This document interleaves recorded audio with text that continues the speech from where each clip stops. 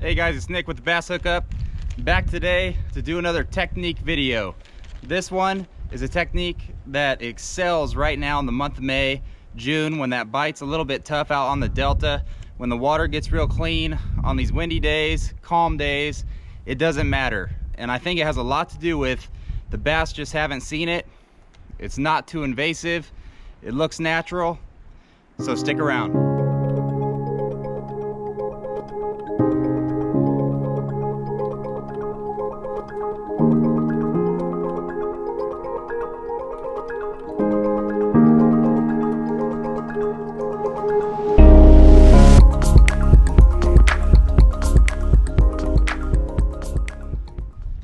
All right, this technique was shown to me by a buddy who was out there just killing them.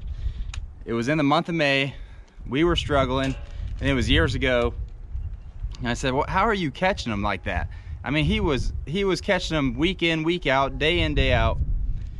And he finally showed me, and this was years ago on the Delta. And all it is a Zoom horny toad. I said, okay, Zoom horny toad, that's simple. Everybody knows what a Zoom horny toad is, right? But it's the way you rig it. So all it is, and I think some of you saw it actually, I caught a big striper on it in the Wild West Delta tournament. And I think some of you asked about it and asked how I was throwing that horny toad. And it's real simple. It's basically a mini punch rig. I got bobber stop, a 1/8 ounce tungsten bullet weight on there. I'm throwing it on 12, this is key, 10, 12, or 15 pound fluorocarbon. You don't want to go any heavier than 15. If you can get away with 12, throw it on 12. And then this is a 3/0, 4/0 punch hook. As you can see right there, just a regular punch hook, punch setup, mini punch setup. And you're gonna rig the Zoom horny toad. I like watermelon red or just green pumpkin or green pumpkin black flake. That's pretty much all I throw, those colors. So you're just gonna rig it just like rigging a punch setup. Just gonna run it through, but there is one key thing to getting it to run straight. You wanna make sure, this actually doesn't have to be perfectly in the middle for it to run straight. But I've messed around with throwing it on EWG hooks, screw lock hooks, and I like the punch hook the best. It seems to run the truest every time. The key is right here. You want to have about that much gap in between the weight and the peg. If that peg is pinned all the way down like that, this frog, when it swims, it has a tendency to spin. It spins as it's come through the water. Doesn't look good. All right, but if you have that little gap and give the weight a little freedom, that bait right there is killer on the Delta, Clear Lake. I throw it out here on these lakes at my house in crystal clear water. It's killer. It's very subtle. It has a different, these two legs just kick. Looks like a bluegill trying to eat the fry. Looks like a bluegill just swimming around right now. It's bluegill spawn time. Looks like, you know, it could be a crawdad just swimming through the water, but it's super natural. It's a vibration they don't feel very often under the water. It's not a Kitech, it's not a paddle tail, something they feel all the time. It's something different, and that's a key. In all bodies of water, they're all very pressured, especially the Delta, Clear Lake, pretty much everywhere around here in Northern California, very pressured. If you show those bass something different, you will increase your chances of getting bit. Plain and simple. They're pressured. If you guys watch any other YouTube videos where guys have ponds and they do little studies on them, kind of, they use one bait and they'll use it over and over. And it only takes those fish about, 10 minutes to get keyed into a bait. It's amazing. Think about how many people are out there on the Delta and Clear Lake and all those bodies of water throwing the same thing all year, every year. Those fish are not dumb. And in May, they're already tougher to catch. They're post-spawn. They get a little funky. But if you throw this bait around the weeds, through the tulies, just on the rocks, inside weed line, This thing catches big fish. It doesn't look like it, but it catches big fish, and it catches a ton of fish. So I'm gonna show you guys how to throw it right now on the water. Again, I'm throwing it on here. This is 12-pound P-line tactical fluorocarbon, and I'm throwing it on a lighter rod. I mean, this rod's a little heavy. You could go lighter, but this is a 734 Dobbins Fury, and then I'm throwing that on a Lew's Tournament Pro reel. And I'll put you on the chesty. I'm gonna put you on the chesty. I'm gonna show you how I retrieve this thing, because I don't retrieve it fast. It's a slow, steady retrieve. Real slow. You want to have a bow on the line, and when they hit it, you know, I mean, they just doink it, slackline it. You definitely get that jig bite, just tick, and you want to let them eat it, and then you whack them. But I like a light rod, so when they do eat it, they could actually inhale it and get it down in their mouth. And then you go ahead and set the hook, and once you got them on that punch hook, you can pull them through the weeds. You can do what you need to do to get them in. Caught a lot of big fish on this setup. So let's put you on the chesty, and I'll show you exactly what I'm talking about. All right, I got my bait there set up, got that little gap. The hook is text posed. It's in there, it's coming through the bait, but then I put the tip back in. Another good thing about this bait on the Delta or any body of water where there's weeds, it's extremely weedless. You could swim it through all the standing weeds. You could swim it through, you know, over the top of weeds, over the top of this type of weed right here, and then let it go back into those pockets, go down, start swimming again. And it's very easy to use. All you got to do is, I'm gonna cast this bait out. Depending on the depth, I might let it go down, you know, a couple feet, but I'm just gonna reel it. I give it a twitch to get those legs kicking. And the main thing I want you to notice is the bow in my line. You want to have a bow in your line like that. And surprisingly enough, with this light bait, I could cast it pretty far. I could cast it a good distance. I mean, right there, I probably threw it a good 20, 30 yards pretty easily with no weight. Again, it's just a 1/8 ounce weight. And if you reel it too fast, then you're gonna have a regular horny toad just swimming on top of the water. I want this thing to swim underwater, bumping through the toolies, getting stuck in the weeds, pop it out of the weeds. And it's really just a simple, steady retrieve. A slow, steady retrieve, that's all it is. The legs are doing all the work for you. Just kicking, and again, it just looks like a little bluegill coming through the water. And what I've noticed is sometimes the legs will start and stop again, just like a spinnerbait blade.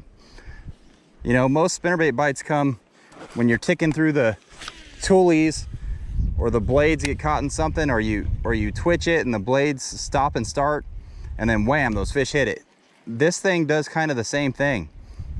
As you're swimming along, sometimes the legs hit each other if you slow down enough, or you twitch it or hit something, and then they kick back into gear. And a lot of times that's when those fish, they just see it acting different and they come up and hit it. One thing I forgot to mention is that once you have this set up, another thing I like about it, once you have this set up, that setup right there with the bobber stop, the weight, your hook, you could use this to put on a creature bait. If you come up to some hard structure, you want to flip it. And this is the exact same setup that I flip my Senko on this time of year. From now all the way through the fall, I switch from a weightless Senko to one having a weight this big, or maybe half this big, 1/16 ounce, a real tiny tungsten. But I like the weight because a lot of times I'm throwing the Senko in and around hard structure, bridge pilings or whatnot in the current. And I like the little bit of weight to know that that thing's getting down there in that current right where I flipped it. So it's real versatile. I could have this on, I could take this off in a second, put a Senko on it and go to flipping, and go right back to this if I go down the bank and I'm going down a stretch that has a inside weed line or something that I want to throw this on. So that's another good thing about having this tied on to one of your rods, is that it's really versatile, just this setup the way it is. Now, could you use different types of hooks? Like I said, you can. I've used screw lock. The one thing I don't like about the screw lock is then the screw lock, you're screwing the bait onto the screw, and the hook itself, the line tie is always sticking out right here. So it's not as compact. Sometimes it even tends to spin. So I like where this is all compact together. It's real weedless. I don't like the eye of the hook sticking out right here like it would on the screw lock. I've tried it. It definitely will work. It, in my opinion, doesn't work quite as well. So I throw this exact setup all throughout this month and all through June. Oh man, I just had one right there. And he ate it and I think was swimming this way with it. My line went totally slack. Darn it.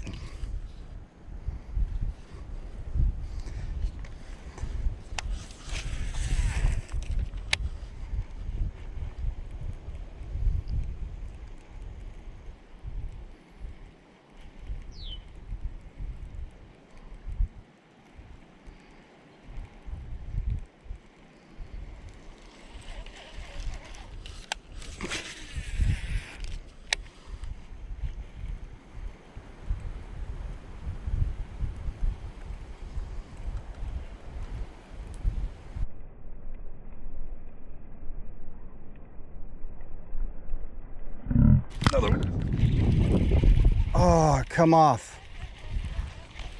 Come off. Kidding me? Come on. Well, they're biting it. Need to hook up with one. It's 2 bites in this little corner here. And I think I just didn't let them have it long enough. Like I was trying to tell you guys, you know, when they bite it on that slack line, it's just treat it like you're getting bit on a Senko or on a Texas rig worm, where they bite it, just let them swim off with it. They're not really gonna spit it. Those ones I got too excited, got bit and set too early. The next one I'll try to let swim off with it and then set up on them.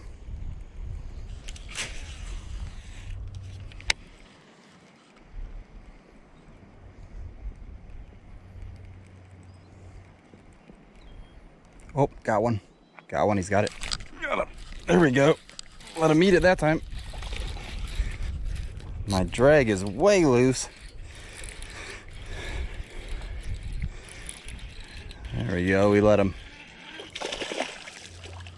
eat it. And there we go. Just like that, right in the corner of the mouth, perfect. Fish had probably never seen that bait before in here. I know nobody around here throws this thing except for me, so pretty sure that guy's thought he had a little snack there. But it just makes a huge difference when you could present something to the fish they haven't seen. I don't know if all the baits out there work great because the bait works great, or you know, when they first come out, it's just because it's just something new that the fish have not been presented with before. See if we get another one.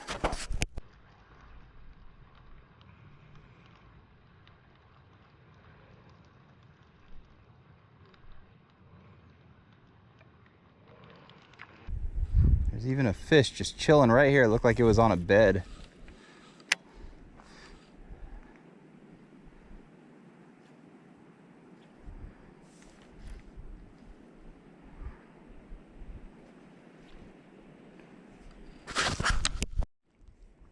You could just use this for it. Looks just like a crawdad. Come across a bedfish, a late bloomer, one spawning in May, June, because it will happen. You'll see spawning fish in the Delta May or June.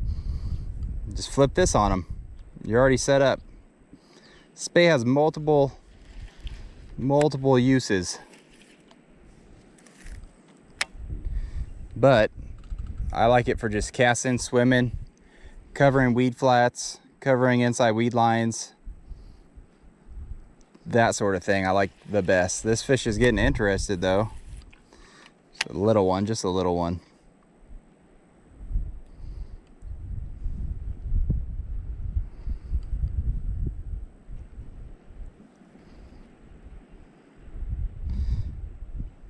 Just a little one.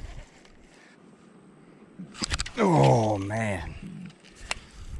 Thought I had him. Thought I had him. You know what? Let's go underwater for this guy.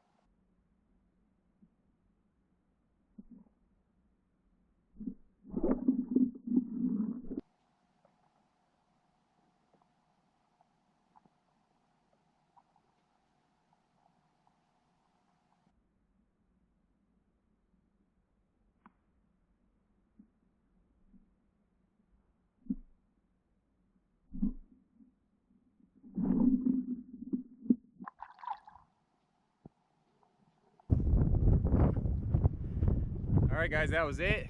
That's the Zoom Horny Toad. The best technique for May and June, in my opinion. I'll always have it tied on in the Delta. It just gets bit. It's finessey. It looks like a bluegill. It just flat out works. You saw I caught one on a bed. I wasn't planning on doing that. I missed 2 other bites just swimming it. We've been out here about 20 minutes, but that bait works. When the bite's tough, throw that thing on inside weed lines, throw it around weed flats, throw it through the toolies, throw it on the rocks. It'll get you bit out there in the Delta and anywhere else. Lakes, they haven't seen it. Clear Lake, Berryessa, through the trees, doesn't matter. So hopefully you guys enjoyed that. Got a new technique to put in your back pocket. Go buy some Zoom Horny Toads, some little tiny tungsten wakes, bobber stops, punch hooks you probably already have. And that's it until next time. Thanks for watching. Please like and subscribe, and we'll catch you on the next episode.